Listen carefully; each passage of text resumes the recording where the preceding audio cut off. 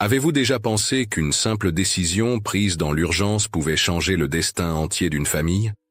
En avril 1954, dans le sud de la France, une mère veuve de Provence monta dans un train avec ses 3 enfants et sa belle-mère, espérant recommencer une vie à Marseille. Mais pendant ce voyage, quelque chose se produisit, quelque chose de si silencieux et pourtant si terrible, qu'un de ses enfants disparut des registres, comme si la France officielle refusait de reconnaître qu'il avait existé.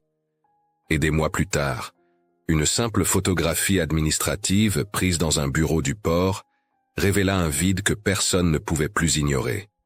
Aujourd'hui, je vais vous raconter cette histoire dramatisée, inspirée de réalités humaines que beaucoup préfèrent oublier. Une histoire de perte, de mémoire et d'un nom que le papier avait effacé, mais que le cœur n'a jamais abandonné.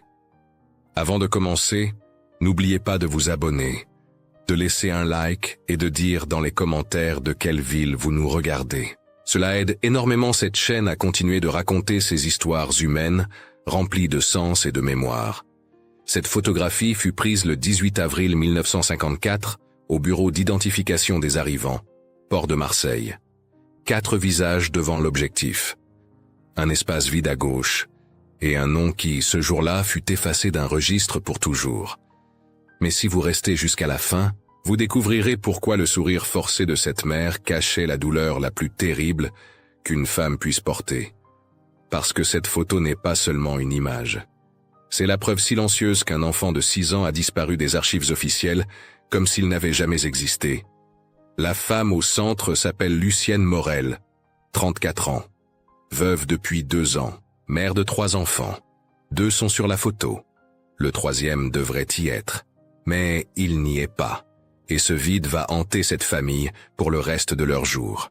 Regardez bien son visage. Regardez comme elle tient ses mains serrées contre sa jupe noire. Les archives municipales de Marseille confirment que cette photographie fut prise exactement 3 jours après leur arrivée dans la ville. 3 jours pendant lesquels Lucienne n'a presque pas dormi. 3 jours à attendre un moment qui ne viendrait jamais. Son fils Marin, 12 ans, se tient à sa droite. Il regarde le sol. Ses doigts agrippent la manche de sa chemise avec une force que même le photographe a remarquée. Les témoignages de l'époque racontent que les enfants qui arrivaient à Marseille dans ces conditions portaient toujours ce regard. Le regard de ceux qui ont vu quelque chose qu'ils ne devraient pas voir à leur âge.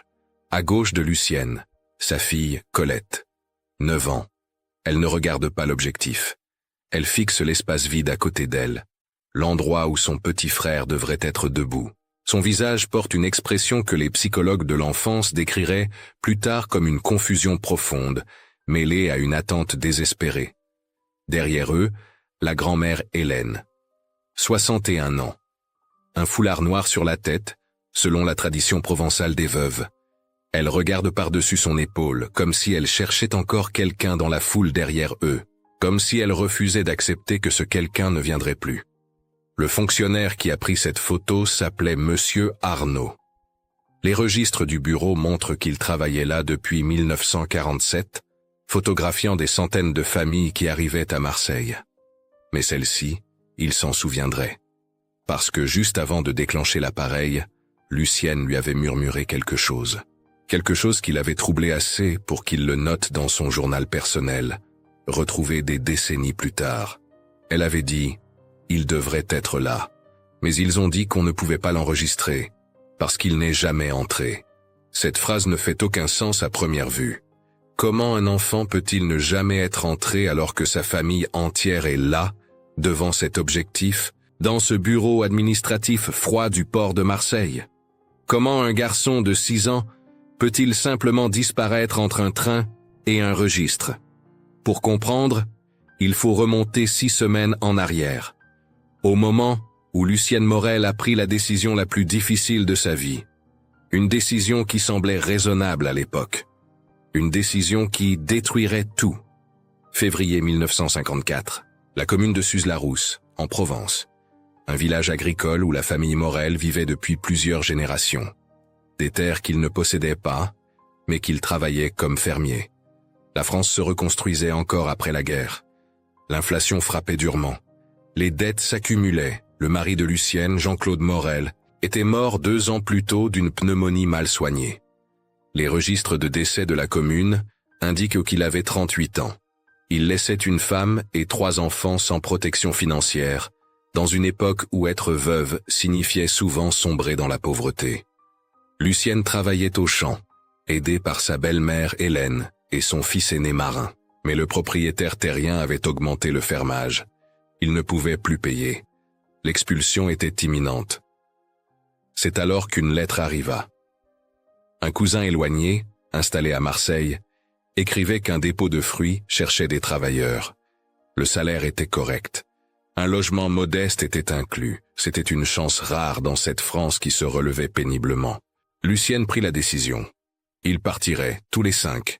Sa belle-mère Hélène, Marin, Colette et le petit Émile. Émile, 6 ans. Né prématuré en mars 1948, selon l'acte de naissance conservé aux archives de Suse-la-Rousse. Un enfant fragile. Le médecin du village l'avait prévenu. Les poumons d'Émile étaient faibles. Le climat sec et la poussière des moissons aggravèrent sa respiration. L'hiver avait été particulièrement difficile. Mais Marseille, près de la mer, avec son air iodé, serait peut-être meilleur pour lui. C'est ce que Lucienne voulait croire. Le départ fut fixé au 12 avril 1954. Ils vendirent ce qu'ils pouvaient. Quelques meubles. Des outils agricoles. Le peu qui restait d'une vie entière dans ce village. Les voisins vinrent dire au revoir. Certains avec pitié, d'autres avec soulagement de ne pas être à leur place. Le train partait de la gare d'Orange à 6 heures du matin. Correspondance à Avignon. Puis direct vers Marseille. 8 heures de voyage selon l'horaire des chemins de fer. Avec 3 enfants et une femme âgée, cela promettait d'être long. Ils montèrent dans le wagon de 3e classe. Des banquettes en bois. Une fenêtre qui fermait mal. L'odeur de sueur et de tabac froid. Émile s'assit près de sa grand-mère. Il tenait contre lui un petit cheval en bois que son père lui avait sculpté avant de mourir. Les premières heures passèrent normalement. Colette regardait défiler le paysage. Marin lisait un vieux journal trouvé sur le siège. Hélène récitait son chapelet en silence. Lucienne comptait et recomptait l'argent dans sa poche. Leur avenir tenait dans ses quelques billets froissés.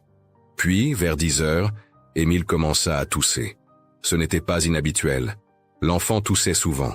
Mais cette fois, c'était différent. Une toux sèche qui ne s'arrêtait pas, qui prenait de plus en plus de force, qui faisait trembler son petit corps. Lucienne posa sa main sur son front. Il était brûlant. Autour d'eux, les passagers commencèrent à s'inquiéter. Une femme couvrit le visage de son bébé. Un homme se déplaça vers l'autre bout du wagon. La peur de la contagion était encore très présente dans cette France post-guerre, où la tuberculose et autres maladies respiratoires faisaient régulièrement des ravages. Une contrôleuse passa. Elle regarda Émile avec un mélange de compassion et d'inquiétude professionnelle. Elle dit à Lucienne, « À Avignon, il y a une infirmerie ferroviaire. Il faudrait le montrer. » Lucienne hocha la tête. Elle serrait la main de son fils. Elle lui murmurait que tout irait bien, que ce n'était rien, que bientôt il serait à Marseille et que l'air de la mer le guérirait. Mais au fond d'elle, une peur ancienne se réveillait. La même peur qu'elle avait ressentie quand son mari avait commencé à tousser de cette même façon. 2 ans plus tôt, juste avant de mourir. Le train entra en gare d'Avignon à 11h23. Les registres de la SNCF confirment qu'il y avait un arrêt de 15 minutes. 15 minutes pour changer de wagon, pour acheter un morceau de pain, pour respirer un peu. 15 minutes qui changeraient tout. La contrôleuse guida Lucienne vers l'infirmerie située au bout du quai. C'était une petite pièce avec 2 lits, une armoire à médicaments et une infirmière en blouse blanche qui avait vu défiler des centaines de malades. Son nom était Madame Beaumont. Les archives médicales ferroviaires gardent encore la trace de son service ce jour-là. Elle examina Émile rapidement mais efficacement. Température élevée, respiration sifflante, lèvres légèrement bleutées. Elle se tourna vers Lucienne avec un visage grave. « Il faut qu'il reste ici. Au moins 24 heures d'observation. C'est le protocole pour les enfants avec symptômes respiratoires aigus. » Lucienne sentit son cœur s'arrêter. « Mais nous devons être à Marseille ce soir. Mon cousin, le travail, le logement... » L'infirmière secoua la tête. Madame, regardez votre fils. S'il continue ce voyage, son état peut empirer dangereusement. Nous avons un dortoir pour enfants. Il sera en sécurité. Revenez demain le chercher. » Dehors, le train siffla. 10 minutes d'arrêt, puis 9, puis 8. Lucienne regarda Émile allongé sur le lit, ses yeux mi-clos, sa respiration difficile. Puis elle regarda par la fenêtre où Marin, Colette et Hélène attendaient près du wagon, leurs maigres bagages à leurs pieds. Si elle manquait ce train, ils perdraient tout. Le travail, le logement, leur seule chance. Mais c'était son fils, son bébé, le dernier souvenir vivant de son mari. Le train siffla encore, 6 minutes. L'infirmière posa une main sur son épaule. « Madame, je vous promets, il sera bien soigné. C'est mon métier. Revenez demain matin, je serai là. Il sera là. » Lucienne embrassa le front brûlant de son fils. Elle lui murmura « Je reviens ». Elle sortit avant que les larmes ne l'empêchent de voir le chemin. Elle monta dans le train juste avant qu'il ne parte. Marin demanda où était Émile. Elle ne put pas répondre tout de suite. Quand elle le fit enfin, sa voix était à peine audible. « Il reste à Avignon. Juste cette nuit. Demain, je reviens le chercher. C'est mieux pour lui. » Colette pleura. Hélène serra son chapelet jusqu'à ce que ses jointures blanchissent. Marin ne dit rien, mais ses yeux parlaient pour lui. Il disait « Tu as abandonné ton fils. » Le train repartit. Lucienne regarda la gare d'Avignon s'éloigner, puis disparaître. Et avec elle, l'enfant qu'elle venait de laisser derrière. Ce qu'elle ne savait pas encore, c'est qu'elle ne le reverrait jamais vivant. Le train arriva à Marseille à 19h47. La nuit tombait sur le port. Les lampes à gaz éclairaient faiblement les quais bondés de travailleurs qui rentraient chez eux. L'air sentait le sel, le poisson et le charbon. Lucienne descendit du wagon comme une somnambule. Marin portait le plus gros sac. Colette tenait la main de sa grand-mère. Hélène murmurait des prières qu'elle seule entendait. Tous les quatre avançaient dans cette ville inconnue, avec le poids terrible d'une absence. Le cousin de Lucienne, André Morel, les attendait près de la sortie. Un homme de 45 ans, cheveux gris, visage buriné par le travail au port. Il les salua avec une gentillesse bourrue. Puis il remarqua immédiatement. « Mais il n'y a que 4. Dans ta lettre tu parlais de 5. » Lucienne ne put pas répondre. C'est Hélène qui parla, la voix cassée. « Le petit est malade. Il a dû rester à Avignon pour une nuit. » André hocha la tête. Il ne posa pas plus de questions. Dans cette époque, on respectait le silence des familles. On ne forçait pas les explications. On attendait qu'elles viennent d'elles-mêmes, si elles venaient. Le logement était un petit appartement au 3e étage d'un immeuble délabré de la rue de la République. 2 chambres étroites, une cuisine minuscule, des murs qui suintaient l'humidité. Mais c'était un toit. C'était mieux que la rue. Les recensements de l'époque montrent que des milliers de familles vivaient dans ces conditions à Marseille, arrivées de toute la France rurale dans l'espoir d'une vie meilleure. Cette nuit-là, Lucienne ne dormit pas. Elle resta assise près de la fenêtre, regardant les lumières du port scintiller dans le noir.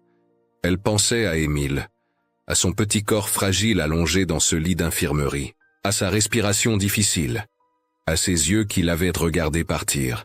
Elle se répétait que tout irait bien, que demain matin, elle prendrait le premier train, qu'elle le ramènerait, que dans quelques jours, cette nuit ne serait plus qu'un mauvais souvenir, une anecdote qu'il raconterait en riant. Mais au fond d'elle, une voix murmurait autre chose. Une voix qui disait que les mères ne laissent pas leurs enfants malades derrière elles, que quelque chose de terrible était en train de se passer, que cette décision prise dans la panique d'un quai de gare allait la hanter pour toujours. À 5 heures du matin, elle se leva.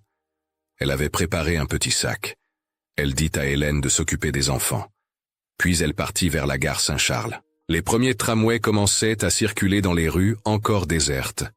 L'aube teintait le ciel de rose et de gris. La gare était déjà remplie de monde. Des ouvriers, des vendeurs, des voyageurs pressés. Lucienne se dirigea vers le guichet. Elle demanda un billet pour Avignon. Le prochain train partait à 7h15. 2 heures d'attente. Elle s'assit sur un banc, les mains jointes, le cœur battant. 7 heures arrivèrent, puis 7h10, puis 7h15. Mais le train ne partait pas. Un employé monta sur une caisse et annonça d'une voix forte « En raison d'un mouvement de grève des cheminots, le départ est retardé. Durée indéterminée. Veuillez patienter. » Lucienne sentit le sol se dérober sous ses pieds. Une grève. Les mouvements sociaux étaient fréquents dans cette France de 1954, où les ouvriers luttaient pour de meilleures conditions. Les journaux de l'époque relatent régulièrement ces perturbations dans les transports. Mais pour Lucienne, ce n'était pas juste une perturbation, c'était son fils qui l'attendait. Elle attendit 1 heure, 2 heures, 3 heures. À midi, l'employé revint. Le train était annulé. Le prochain départ serait en fin d'après-midi.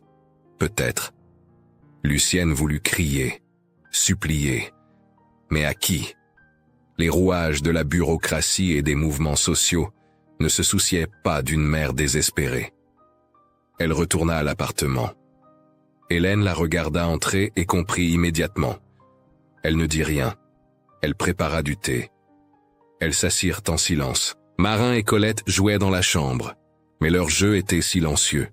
Même les enfants sentaient que quelque chose de grave était en train de se passer. À 15 heures, Lucienne repartit vers la gare. Cette fois, il y avait un train. 17h30.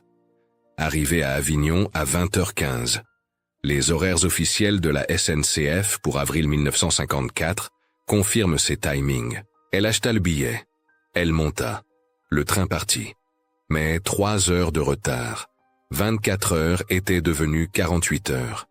Et pour un enfant de 6 ans avec des poumons fragiles, chaque heure comptait. Le trajet fut interminable. Lucienne regardait défiler le paysage sans le voir vraiment. Elle revoyait le visage d'Émile. Elle se rappelait chacune de leurs conversations. La fois où il lui avait demandé pourquoi son père ne revenait pas. La fois où il avait pleuré parce qu'un autre enfant s'était moqué de sa toux. La fois où il lui avait dit qu'il voulait devenir marin pour voir la mer tous les jours. La mer, Marseille. La promesse d'un air meilleur pour ses poumons. Cette promesse qui maintenant sonnait comme une terrible ironie. Le train arriva enfin à Avignon à 20 heures passées. La nuit était tombée. La gare était presque vide. Lucienne courut vers l'infirmerie. Son cœur battait si fort qu'elle avait du mal à respirer. La porte était fermée. Une petite pancarte indiquait « Fermé de 20h à 6h. Pour urgence, sonnez ». Elle sonna. 1 fois, 2 fois, 3 fois. Personne ne répondait. Elle frappa à la porte, de plus en plus fort, jusqu'à ce que ses mains lui fassent mal. Puis une lumière s'alluma à l'intérieur. La porte s'ouvrit. Mais ce n'était pas Madame Beaumont. C'était un homme plus âgé, en blouse blanche froissée, l'air fatigué. « Qu'est-ce que c'est » dit-il avec impatience. « Mon fils, Émile Morel, il est ici depuis hier. Je viens le chercher. » L'homme fronça les sourcils. « Attendez. » Il entra et consulta un registre. Puis il revint. Son visage avait changé. L'impatience avait laissé place à quelque chose de plus grave. « Émile Morel. 6 ans ? Oui. Où est-il ? Je dois le voir. » L'homme hésita. « Madame, l'enfant a été transféré. » « Transféré ? Où ? » « À l'hôpital Sainte-Marthe. Hier soir. Sa fièvre a beaucoup augmenté. Madame Beaumont a jugé préférable de l'envoyer là-bas. C'est à 10 minutes d'ici. » Il lui donna l'adresse. Lucienne ne le remercia pas. Elle était déjà partie, courant dans les rues sombres d'Avignon, son cœur cognant contre sa poitrine comme un tambour de guerre. L'hôpital Sainte-Marthe était un bâtiment ancien, construit au XVIIIe siècle. Les archives hospitalières de la ville gardent encore la trace de son fonctionnement pendant ces années difficiles de l'après-guerre. Des couloirs longs, des plafonds hauts, une odeur de désinfectant et de souffrance. Lucienne entra en trombe. Une religieuse à l'accueil leva les yeux, surprise. Elle cherchait les mots, mais ils ne venaient pas. Finalement, elle réussit à articuler « Mon fils, Émile Morel. Il a été transféré ici hier, je viens le voir. » La religieuse regarda un registre. Puis elle leva les yeux vers Lucienne. Et dans ce regard, Lucienne vit tout. Elle vit la pitié, elle vit la tristesse, elle vit la fin de tous ses espoirs. « Madame Morel ?» demanda doucement la religieuse. Lucienne hocha la tête, ses jambes tremblaient. « Je suis désolé, tellement désolé. L'enfant est décédé ce matin à 6h32. Les médecins ont tout fait, mais ses poumons, c'était trop grave. » Le monde s'arrêta de tourner, les sons devinrent lointains, les lumières devinrent floues. Lucienne entendit quelqu'un hurler et réalisa que c'était elle. Elle tomba à genoux. La religieuse essaya de la retenir, mais Lucienne n'était plus là. Elle était ailleurs, dans un endroit où les mères ne survivent pas à la mort de leurs enfants. Les registres médicaux de l'hôpital Sainte-Marthe indiquent qu'Émile Morel, 6 ans, est décédé le 14 avril 1954, des suites d'une pneumonie aiguë compliquée. Une maladie qui, à cette époque, tuait encore régulièrement des enfants fragiles. Les antibiotiques existaient déjà, mais n'étaient pas toujours disponibles dans les petits hôpitaux de province. Et même quand ils l'étaient, ils arrivaient parfois trop tard. La religieuse guida Lucienne vers une petite chapelle à l'intérieur de l'hôpital. Là, dans une pièce froide et silencieuse, reposait le corps d'Émile. Il avait l'air de dormir. Son visage était paisible. Ses petites mains étaient déposées sur sa poitrine, tenant le cheval en bois que Lucienne avait oublié de prendre quand elle était partie en courant de l'infirmerie. Quelqu'un l'avait mis là. Peut-être Madame Beaumont, peut-être une infirmière, quelqu'un qui avait compris qu'un enfant ne devait pas mourir sans son jouet préféré. Lucienne resta là toute la nuit. Elle tenait la main froide de son fils. Elle lui parlait. Elle lui demandait pardon. Encore et encore. Pardon de l'avoir laissé. Pardon de ne pas être revenu à temps. Pardon d'avoir choisi un travail, un logement, un avenir hypothétique plutôt que de rester à ses côtés. Mais les morts ne répondent pas. Ils restent silencieux. Ils emportent avec eux toutes les questions sans réponse, toutes les culpabilités, tous les si seulement. Au matin, il fallut organiser les funérailles. La religieuse expliqua les démarches. Le certificat de décès, l'autorisation de transport du corps, le cimetière. Lucienne écoutait sans vraiment entendre. Les mots glissaient sur elle sans pénétrer. Elle demanda si elle pouvait ramener Émile à Suze-la-Rousse, l'enterrer près de son père. La religieuse secoua la tête doucement. « C'est très coûteux, madame. Et long. Il y a un cimetière ici à Avignon. Il sera bien. » Lucienne n'avait pas l'argent. Elle le savait. Elle ne pouvait même pas offrir à son fils l'enterrement qu'il méritait. Elle signa les papiers d'une main tremblante. Le service funéraire municipal d'Avignon prendrait en charge l'inhumation. Une tombe simple. Aucune pierre tombale. Juste un numéro dans un registre. Émile Morel serait enterré le lendemain. Lucienne envoya un télégramme à Hélène. Quelques mots secs qui contenaient tout le chagrin du monde. Émile partit. Funérailles demain, Avignon. Elle, Marin et Colette apprirent la nouvelle par leur grand-mère. Colette pleura toute la journée. Marin ne pleura pas. Il sortit et marcha dans les rues de Marseille pendant des heures. Quand il revint, ses yeux étaient rouges mais secs. Il avait vieilli de 10 ans en un jour. Le 15 avril, sous un ciel gris, Émile Morel fut enterré dans le cimetière Saint-Véran d'Avignon. Il y avait Lucienne, une religieuse, et le fossoyeur. Personne d'autre. Hélène était trop âgée pour faire le voyage. Les enfants étaient trop jeunes pour voir leur frère descendre dans la terre. Le prêtre récita une prière rapide. Le cercueil, petit comme une boîte à jouets, descendit dans le trou. La terre le recouvrit. Et ce fut fini. 6 ans de vie. 30 minutes de cérémonie. Un nom dans un registre que personne ne consulterait jamais. Lucienne rentra à Marseille le soir même. Dans le train, elle ne pleurait même plus. Elle était vide, creuse, comme si son âme était restée enterrée avec son fils dans ce cimetière d'Avignon. Les 3 jours qui suivirent furent comme un brouillard. Lucienne marchait, mangeait, respirait, mais elle n'était pas vraiment vivante. Elle fonctionnait par habitude, par obligation, parce qu'il restait 2 enfants qui avaient besoin d'elle, même si elle sentait qu'elle n'avait plus rien à donner. André était venu la voir le lendemain de son retour. Il avait apporté du pain, du fromage, quelques légumes. Il s'était assis à la table de la petite cuisine et avait attendu qu'elle parle. Mais Lucienne n'avait rien dit. C'est Hélène qui avait raconté. La maladie, le transfert à l'hôpital, la mort, l'enterrement solitaire. André avait hoché la tête lentement. Il avait perdu son propre fils pendant la guerre. Il savait qu'il n'y avait pas de mots pour ce genre de douleur. Alors il n'avait rien dit. Il avait juste posé une main sur l'épaule de Lucienne et était reparti.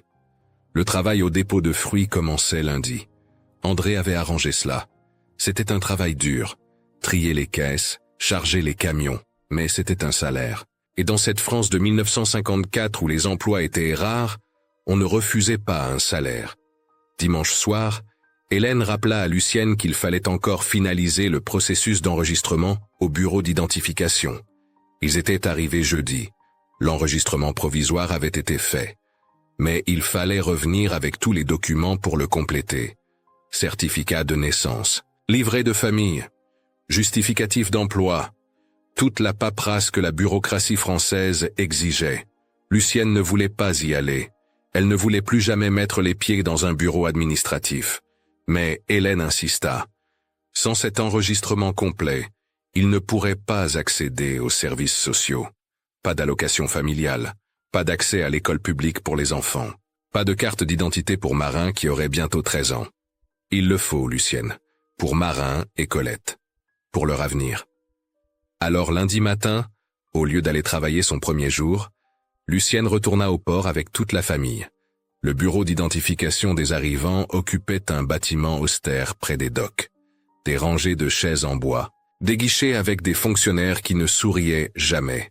Une odeur de papier moisi et d'encre. Ils prirent un numéro. 63. Le panneau affichait 48. 1 heure d'attente minimum. Ils s'assirent. Marin lisait. Colette balançait ses jambes. Hélène égrenait son chapelet. Lucienne regardait le vide. Les numéros défilaient, lentement. 50, 55, 60, puis enfin 63. Ils se levèrent et se dirigèrent vers le guichet numéro 4. Le fonctionnaire était le même que jeudi. Monsieur Arnaud, un homme d'une 50aine d'années, lunettes épaisses, calvitie naissante. Il avait vu défiler des milliers de familles. Pour lui, c'était juste un travail. Famille Morel, dit-il en consultant son registre. Arrivé le 15 avril. Enregistrement provisoire effectué. Il regarda la famille. Attendez, jeudi vous étiez 5.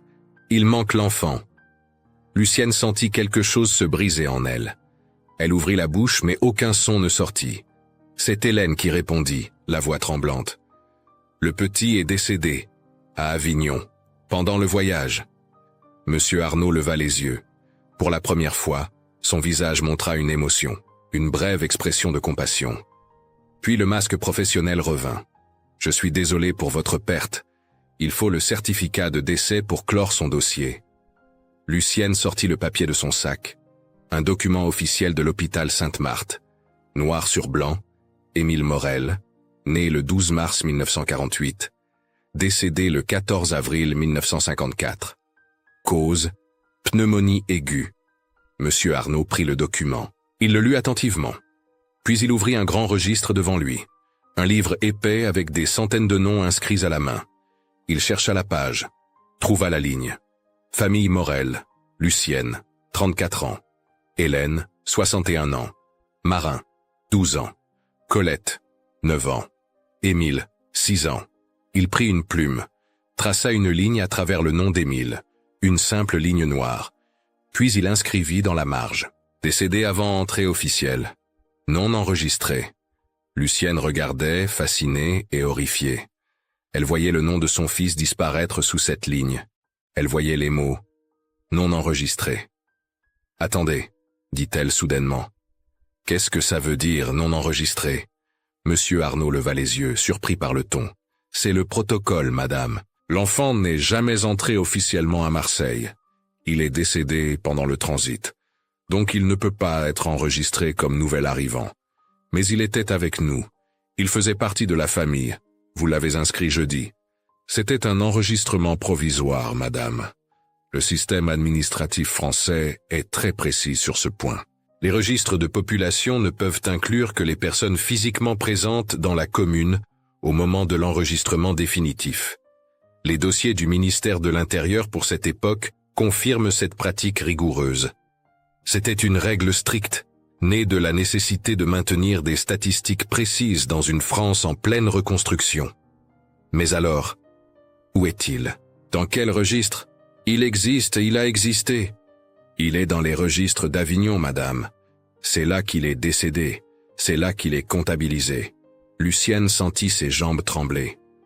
Vous êtes en train de me dire que mon fils n'existe pas, qu'il n'a jamais été ici. Je suis désolé, madame. Je comprends que c'est difficile. Mais les règles sont les règles. L'enfant ne peut pas apparaître dans 2 registres différents. Et puisqu'il est décédé à Avignon, c'est Avignon qui garde sa trace. Mais nous sommes ici. Nous sommes sa famille. Comment peut-il être là-bas et nous ici? Monsieur Arnaud ne savait pas quoi répondre. Il était fonctionnaire depuis 20 ans. Il appliquait les règles. Il ne les questionnait pas. Il ne pensait pas à l'impact humain de ces lignes tracées dans des registres. Écoutez, madame, je suis vraiment désolé, mais je ne peux rien faire. Le système est ainsi. Votre famille sera enregistrée avec 4 membres. C'est tout ce que je peux inscrire. Hélène se leva brusquement.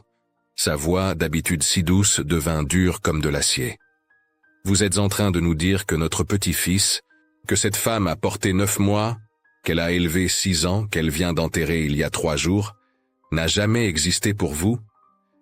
Qu'il n'a jamais fait partie de cette famille? Madame, je ne dis pas qu'il n'a pas existé. Je dis qu'il ne peut pas être enregistré ici. Ce sont 2 choses différentes. Pour vous, peut-être. Pour nous, c'est notre enfant qui disparaît. Marin se leva aussi. Pour la première fois depuis la mort de son frère, il parla. Sa voix était calme, mais tremblait de rage contenue. Où est-ce qu'on signe pour dire qu'il était là? Où est-ce qu'on écrit qu'Émile Morel a voyagé avec nous? Qu'il a ri avec nous? Qu'il a eu peur avec nous? Où? Monsieur Arnaud baissa les yeux. Il n'y a pas d'endroit pour ça, mon garçon. Alors votre système est cassé. Le fonctionnaire ne répondit pas. Parce qu'au fond, il savait que le garçon avait raison.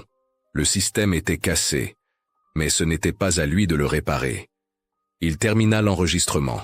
4 noms, 4 personnes. Une famille amputée par la bureaucratie autant que par la mort. Avant que vous partiez, dit monsieur Arnaud d'une voix plus douce, il faut faire la photographie officielle. C'est obligatoire pour le livret de famille. Lucienne voulut refuser. Elle ne voulait pas de photos. Elle ne voulait pas immortaliser cette journée terrible. Mais encore une fois, c'était obligatoire. Sans cette photo, pas de livret familial complet. Ils se placèrent devant le mur blanc. Lucienne au centre, Marin à droite, Colette à gauche, Hélène derrière, et un espace vide. Un espace qui criait l'absence. Monsieur Arnaud ajusta son appareil photo. Un Kodak standard que l'administration utilisait depuis des années. Il regarda à travers le viseur. Il vit 4 visages brisés. Il vit l'espace vide. Il hésita. « Madame, voulez-vous vous rapprocher pour combler l'espace ?»« Non, » dit Lucienne d'une voix ferme. « Laissez l'espace. C'est sa place. Même si vos registres ne le voient pas, nous le voyons. » Colette tourna son visage vers cet espace vide. Elle le regardait comme si elle pouvait encore voir son petit frère là, comme si, en fixant assez fort, elle pourrait le faire réapparaître. Monsieur Arnaud prit la photo. Le flash éclaira brièvement la pièce. Puis ce fut fini. La preuve administrative d'une famille de 4 personnes. Avec un 5e membre invisible. Un fantôme dans les marges. Ils repartirent avec leurs documents. Livret de famille, carte temporaire, justificatif. Tout ce qu'il fallait pour exister officiellement dans cette ville. Tout sauf le nom d'Émile. En sortant du bâtiment, Lucienne s'arrêta. Elle se tourna vers Hélène. Comment est-ce qu'on vit avec ça? Comment est-ce qu'on continue quand même ton propre pays dit que ton enfant n'a jamais existé? Hélène prit la main de sa belle-fille. On vit parce qu'on n'a pas le choix. On vit parce que Marin et Colette ont besoin de nous. On vit parce qu'Émile voudrait qu'on vive. Mais on n'oublie jamais. Les semaines suivantes furent mécaniques. Lucienne commença à travailler au dépôt. Marin l'accompagnait pour l'aider après l'école. Colette entra à l'école primaire du quartier. Hélène s'occupait du petit appartement. Il fonctionnait, mais il ne vivait pas vraiment. Lucienne ne parlait jamais d'Émile. Elle avait rangé le cheval en bois qu'on lui avait rendu après l'enterrement dans un tiroir qu'elle n'ouvrait jamais. Elle avait plié les vêtements de l'enfant et les avait donnés à des œuvres de charité. Elle avait effacé les traces physiques, comme le registre administratif avait effacé les traces officielles. Mais on ne peut pas effacer un enfant du cœur d'une mère. La nuit, Lucienne rêvait de lui. Elle le voyait dans le train, toussant. Elle le voyait dans ce lit d'infirmerie, seul. Elle le voyait mourir pendant qu'elle dormait dans un appartement à 2 heures de train. Ses rêves la réveillaient en sueur, le cœur battant, la culpabilité comme un poids sur la poitrine. Marin ne parlait pas non plus, mais il regardait sa mère différemment. Il y avait quelque chose dans ses yeux, pas de la haine, mais de la distance, comme s'il ne pouvait pas lui pardonner complètement, comme s'il ne comprenait pas comment une mère pouvait laisser son enfant malade derrière elle. Seule Colette parlait d'Émile, pas souvent, mais parfois spontanément. Elle disait « Émile aurait aimé ça » ou « Émile aurait ri » ou simplement « Je me demande ce qu'Émile fait ». Et chaque fois, Lucienne sentait un couteau se planter dans son cœur, parce que Colette ne comprenait pas vraiment la mort. Pas encore. Pour elle, Émile était juste ailleurs. Pas là, mais quelque part. L'été arriva. Juin, juillet, août. La chaleur écrasante de Marseille. Le travail épuisant au dépôt. La vie qui continuait malgré tout parce que la vie est cruelle comme ça. Elle continue même quand on voudrait qu'elle s'arrête. Novembre arriva avec ses pluies froides et son ciel gris. 6 mois depuis la mort d'Émile. 6 mois pendant lesquels la famille Morel avait appris à fonctionner autour du vide, comme une horloge à laquelle il manque un rouage. Elle tourne encore, mais le son n'est plus le même. Colette s'était adaptée à sa nouvelle école. L'école primaire, Jules Ferry, rue Sainte-Barbe. Un bâtiment républicain typique avec sa façade austère et sa cour de récréation pavée. Les registres scolaires de l'époque montrent qu'elle était dans la classe de Madame Lefebvre, une institutrice de 42 ans qui enseignait là depuis 15 ans. Madame Lefebvre était le genre d'enseignante qui voyait vraiment ses élèves. Pas seulement leurs notes ou leur comportement, mais leur silence aussi. Et Colette Morel était une enfant silencieuse, pas timide, juste silencieuse, comme si elle portait un secret trop lourd pour ses 9 ans. En novembre, Madame Lefebvre annonça un projet pour toute la classe, une exposition sur le thème « Les familles de la France moderne ». Chaque enfant devait apporter une photographie de sa famille et écrire un petit texte expliquant qui étaient les personnes sur la photo. L'exposition serait montée dans le couloir de l'école pour que tous les parents puissent la voir lors de la réunion de fin de trimestre. Les enfants étaient excités. Ils parlaient tous de la photo qu'ils apporteraient. Certains avaient des albums entiers. D'autres cherchaient la plus belle, celle où tout le monde souriait. Colette, elle, savait exactement quelle photo elle apporterait, la seule qu'ils possédaient de leur famille à Marseille. Ce soir-là, elle demanda à sa mère si elle pouvait prendre la photo du bureau d'identification. Lucienne, qui préparait le dîner, se figea. Cette photo. Elle ne l'avait regardée qu'une seule fois, le jour où il l'avait reçue. Puis elle l'avait rangée dans le tiroir de la commode, avec le cheval en bois, avec tout ce qu'elle ne voulait pas voir. « Pourquoi tu veux cette photo ?» demanda-t-elle d'une voix tendue. « Pour l'école. On doit faire une exposition sur nos familles. » Lucienne voulut dire non, voulut inventer une excuse, mais elle vit le visage de sa fille, cet espoir simple et innocent, et elle n'eut pas le cœur de refuser. « D'accord, tu la prendras demain matin. » Cette nuit-là, Lucienne n'arriva pas à dormir. Elle pensait à cette photo, à l'espace vide, à ce qu'il représentait. Elle se demandait ce que les autres diraient en la voyant, ce qu'ils penseraient, si quelqu'un comprendrait. Le lendemain, Colette prit la photo soigneusement. Elle la glissa dans son cartable entre 2 cahiers pour qu'elle ne se plie pas. À l'école, elle la regarda longuement avant de la donner à Madame Lefebvre. Elle traça son doigt le long de l'espace vide, comme si elle pouvait encore sentir la chaleur de son frère là.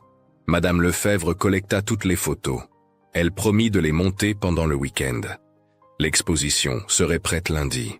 Le lundi suivant, toute la classe se rassembla dans le couloir pour voir le résultat. Des dizaines de photos accrochées au mur. Des familles souriantes, des grands-parents, des bébés, des chiens, toute la diversité de la France de 1954 représentée sur ces murs d'école. La photo de la famille Morel était au milieu du panneau, et elle se distinguait immédiatement, pas seulement par l'espace vide, mais par les visages. Ces 4 visages qui ne souriaient pas, ces 4 visages qui portaient quelque chose que les enfants ne pouvaient pas nommer, mais qu'ils sentaient quand même. Plusieurs élèves s'arrêtèrent devant. Ils regardaient, ils chuchotaient. Pourquoi il y a un espace vide? Pourquoi ils ont l'air si tristes? Colette entendait leurs questions mais ne répondait pas.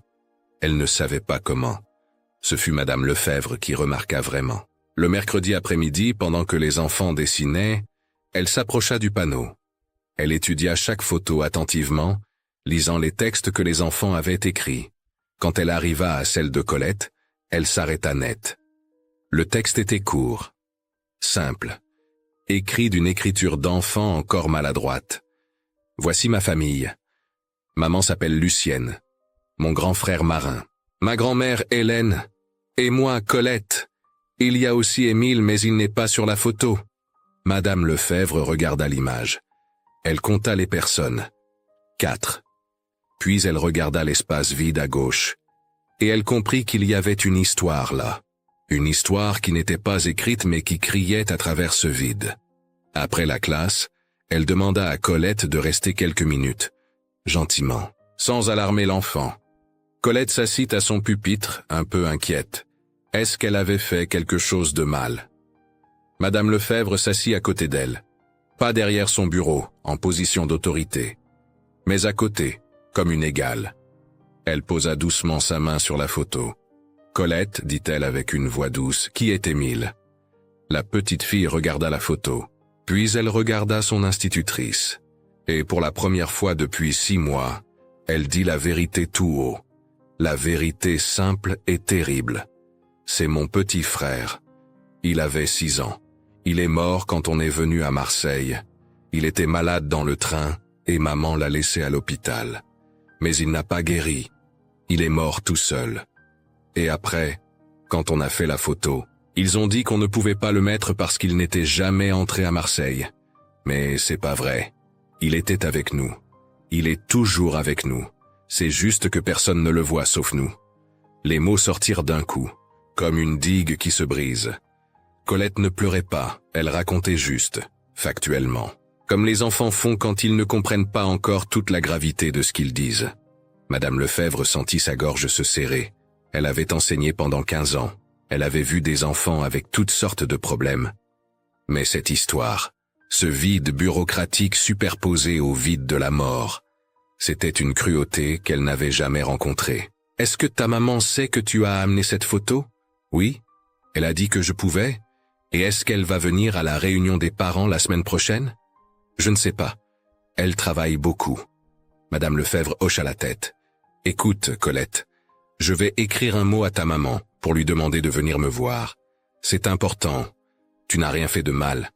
Au contraire. Mais je pense qu'elle et moi, on doit parler. » Ce soir-là, Colette rentra avec une enveloppe cachetée. Elle la donna à sa mère. Lucienne l'ouvrit avec appréhension.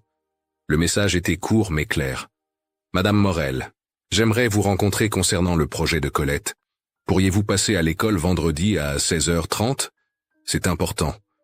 Cordialement, Madame Lefebvre. » Lucienne relut le mot 3 fois. Elle ne savait pas ce que l'institutrice voulait. Elle avait peur. Peur qu'on lui dise que sa fille causait des problèmes. Peur qu'on juge sa décision d'avoir laissé Émile. Peur de devoir raconter encore une fois l'histoire qu'elle essayait si fort d'enterrer. Mais elle ne pouvait pas refuser. Elle demanda à André de la remplacer 1 heure au dépôt. Il accepta sans poser de questions. Le vendredi arriva. Lucienne se présenta à l'école à 16h25. La classe était vide. Madame Lefebvre l'attendait assise à son bureau. Quand Lucienne entra, l'institutrice se leva et lui tendit la main. « Madame Morel, merci d'être venue. Asseyez-vous, je vous en prie. » Lucienne s'assit sur une petite chaise d'enfant. Elle se sentait minuscule. Vulnérable ? Madame Lefebvre la regarda avec des yeux pleins de compassion. « Je voulais vous parler de la photographie que Colette a apportée. Elle me l'a montrée et m'a expliqué. Pour Émile. » Je suis profondément désolé pour votre perte. » Lucienne ne dit rien. Elle regardait ses mains. Madame Lefebvre continua. « Ce que je veux que vous sachiez, c'est que Colette n'a rien fait de mal. Elle a partagé sa famille telle qu'elle est, avec son histoire, avec son chagrin, et je trouve ça incroyablement courageux. » Lucienne leva les yeux, surprise. « Courageux? Oui, parce que votre fille refuse de laisser son frère disparaître. Elle l'inclut. Elle parle de lui, elle le garde présent. Et je pense que c'est exactement ce qu'il faut faire. Mais le bureau d'identification a dit, ils ont dit qu'il ne pouvait pas être enregistré, qu'il n'était jamais entré, comme s'il n'avait jamais existé. » Madame Lefebvre secoua la tête fermement. « Un registre administratif ne définit pas l'existence d'un enfant. Émile a existé. Il a vécu 6 ans. Il a fait partie de votre famille. Il a voyagé avec vous. Le fait qu'un fonctionnaire ait tracé une ligne sur son nom ne change rien à cette réalité. » Ces mots. Lucienne les avait attendus pendant 6 mois sans même savoir qu'elle les attendait. Des mots qui validaient ce qu'elle ressentait, mais qu'elle n'osait pas exprimer. Que son fils avait compté. Qu'il comptait encore. Les larmes vinrent enfin. Les vraies larmes. Pas les larmes silencieuses de la nuit, mais les larmes libératrices du jour. Madame Lefebvre tendit un mouchoir. Elle laissa Lucienne pleurer sans l'interrompre. Quand les sanglots se calmèrent, l'institutrice parla à nouveau. « J'organise une petite cérémonie à la fin de l'année scolaire, pour honorer les familles qui ont construit la France moderne. Ces familles qui ont quitté leur village, qui ont tout risqué pour un avenir meilleur. Je voudrais que Colette participe. Et je voudrais, si vous êtes d'accord, qu'elle puisse parler d'Émile, dire son nom, le faire entendre. » Lucienne regarda Madame Lefebvre avec des yeux agrandis. « Vous feriez ça? Pour lui? Je le ferai pour vous tous, parce que l'oubli est une violence, et que les enfants méritent d'être rappelés, même ceux qui ne sont plus là. » Ce soir-là, Lucienne rentra chez elle différente, pas guérie. Le chagrin ne guérit jamais complètement, mais quelque chose s'était déplacé en elle. Pour la première fois depuis 6 mois, elle ouvrit le tiroir. Elle prit le cheval en bois. Elle le posa sur la commode où tout le monde pouvait le voir. Marin le remarqua immédiatement. Il regarda sa mère, surpris. Elle hocha la tête. C'était à Émile. Il aimait ce cheval. Il faut qu'on s'en souvienne. Pour la première fois depuis la mort de son frère, Marin sourit. Un petit sourire triste, mais un sourire quand même. Les semaines qui suivirent furent différentes. Pas faciles, pas sans douleur, mais différentes. Lucienne commença à parler d'Émile. Pas beaucoup. Mais parfois, un souvenir qu'elle partageait au dîner. Une petite anecdote qui faisait sourire Colette. Ces fragments de vie qui, assemblés ensemble, formèrent le portrait d'un enfant qui avait existé. Qui comptait. Qui resterait? Hélène sortit les vêtements qu'elle avait gardés en secret. Une petite chemise qu'Émile portait le dimanche. Elle la lava, la repassa, la plia soigneusement et la rangea dans une boîte en bois. Pas pour l'oublier, mais pour la préserver. Pour le jour où Colette serait assez grande pour comprendre ce que signifiait garder la mémoire de ceux qu'on aime. Marin, lui, ne parlait toujours pas beaucoup.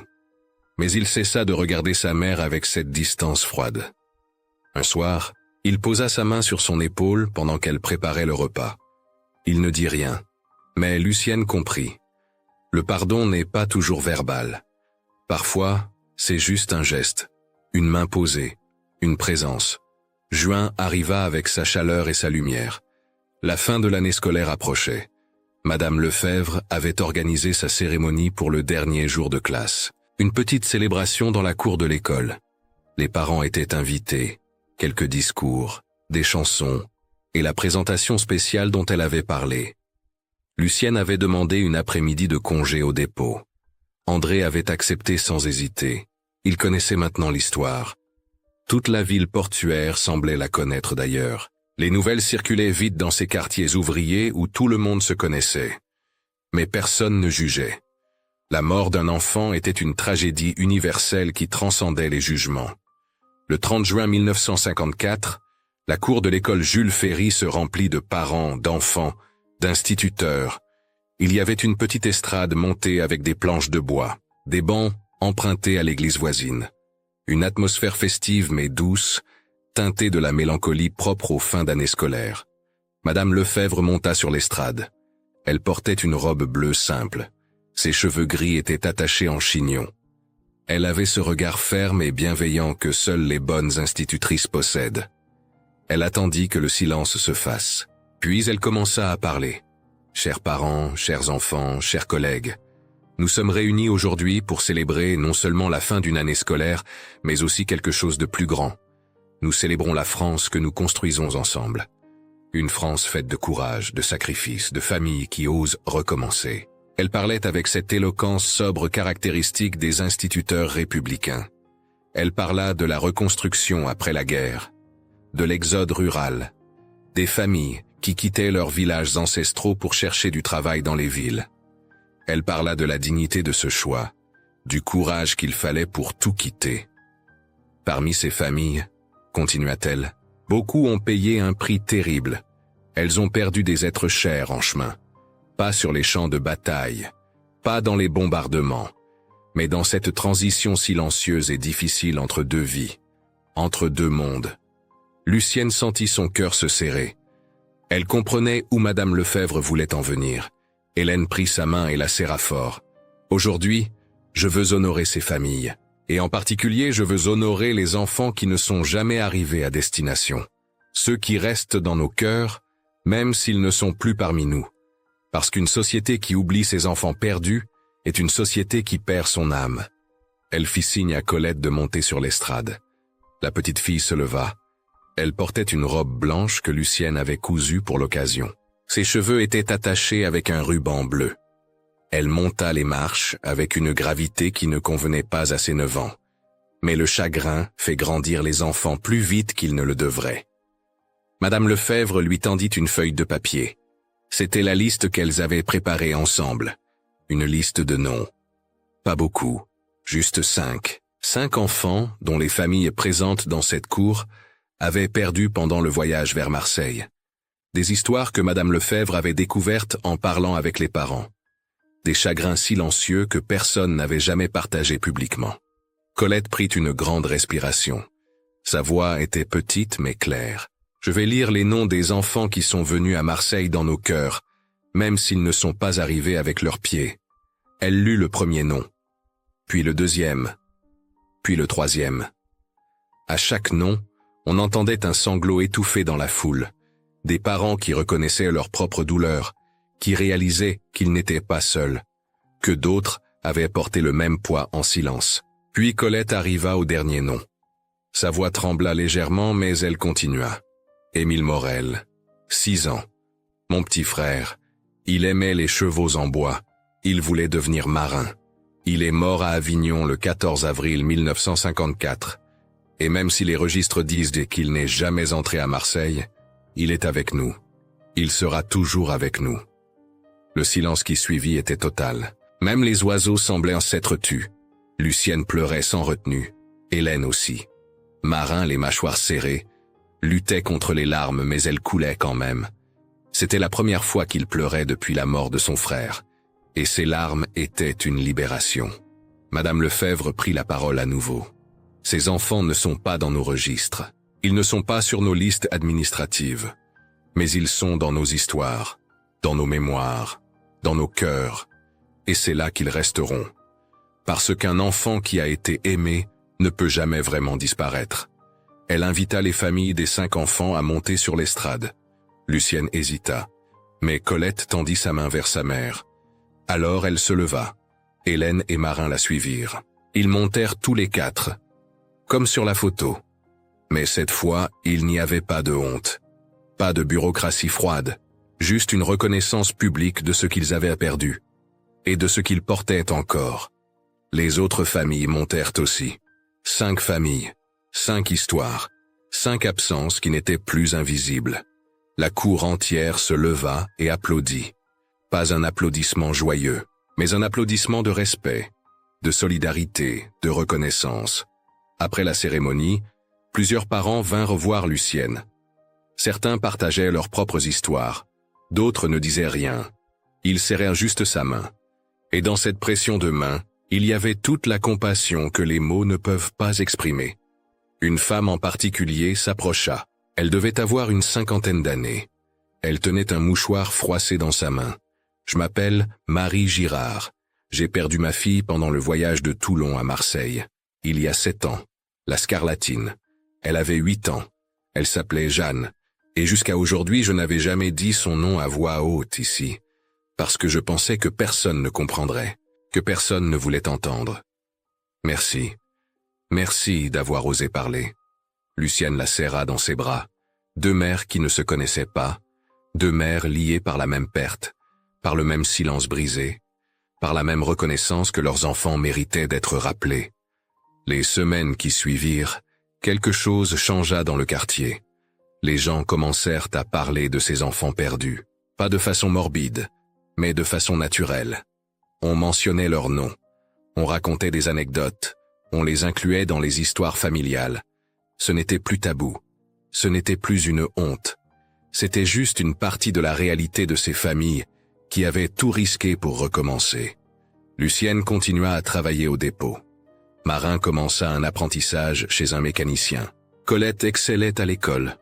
Hélène, malgré son âge, gardait la maison et racontait des histoires du village provençal aux enfants du quartier qui venaient l'écouter.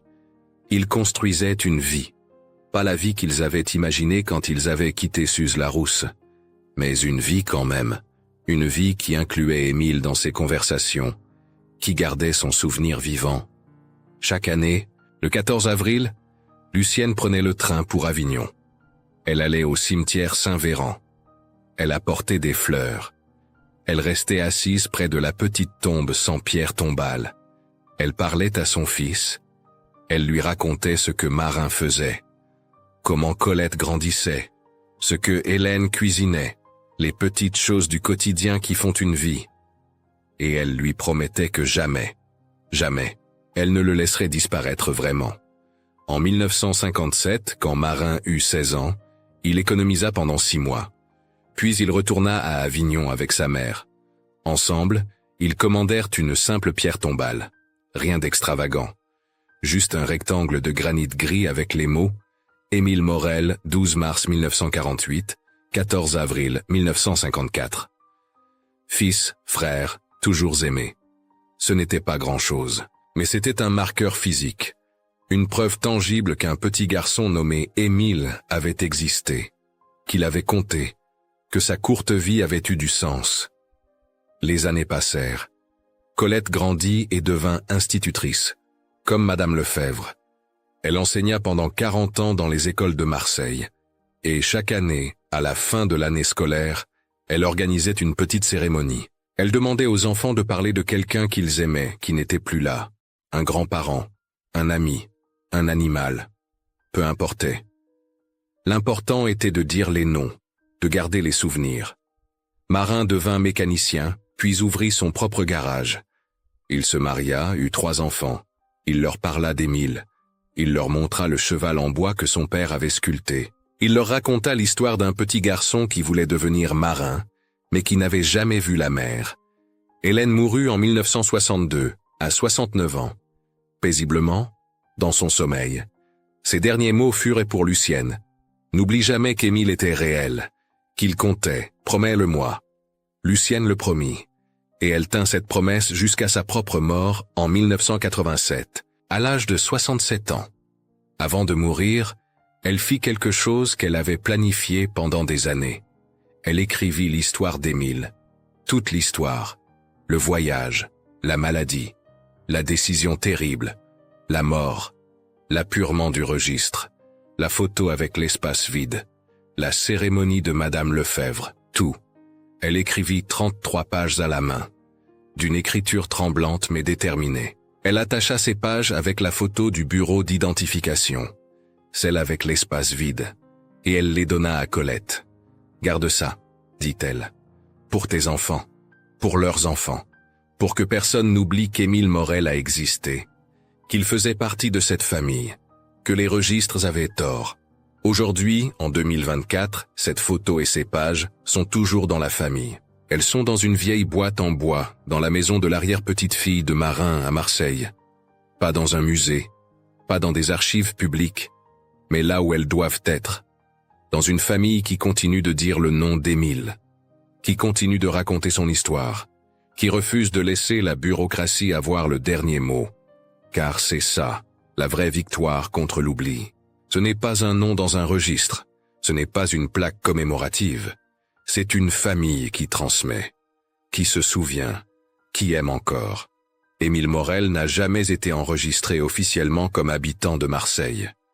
Mais dans le cœur de sa famille, dans la mémoire de ses descendants, dans les histoires qu'on raconte encore 70 ans plus tard, il est bien plus qu'un nom dans un registre. Il est un fils, un frère, un enfant qui a existé, qui a compté, et qui continuera de compter tant qu'il y aura quelqu'un pour dire son nom. Parce qu'au final, ce qui nous définit n'est pas ce qui est écrit dans les documents officiels. C'est ce qui est gravé dans les cœurs de ceux qui nous aiment. Et ça, aucune bureaucratie ne peut jamais l'effacer. Dans cette histoire fictionnelle, nous ne parlons pas seulement d'un enfant effacé d'un registre. Nous parlons de toutes les vies silencieuses que la France d'après-guerre a portées, de ces familles qui ont traversé des pertes invisibles pour offrir un avenir à leurs enfants. Et peut-être que la leçon la plus profonde est celle-ci. Aucune ligne administrative ne peut effacer un amour authentique, et aucune disparition sur le papier ne doit nous faire oublier ceux qui ont compté. La mémoire est un acte de courage. La transmettre est un acte d'amour. Et vous, qu'est-ce que cette histoire vous fait ressentir?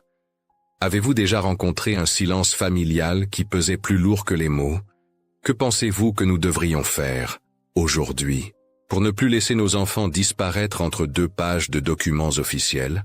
Si vous êtes resté jusqu'à la fin, écrivez dans les commentaires le mot « mémoire vivante » pour montrer que vous portez aussi ces histoires humaines.